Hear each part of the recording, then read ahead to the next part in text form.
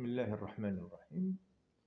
اليوم نتحدث عن الموهبة وكيف نتعامل معها. الكثير من الناس يمتلكون الموهبة، لكن منهم من يستمر ومنهم من يندثر.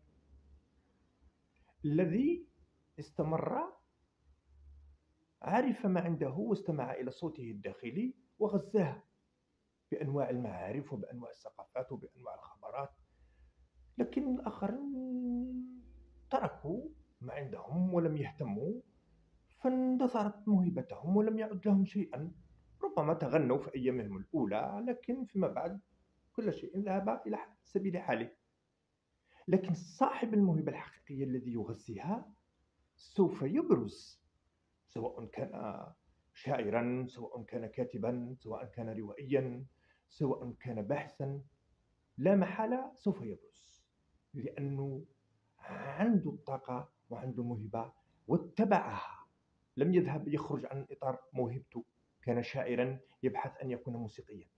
تشعر أنك شاعرا، تبحث في تغذي بأنواع تلائم تلك الموهبة، فلا محالة تصل إلى ما تصبو إليه.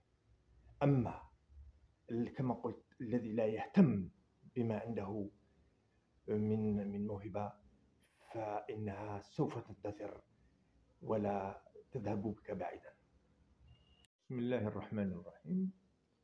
اليوم نتحدث عن الموهبة وكيف نتعامل معها.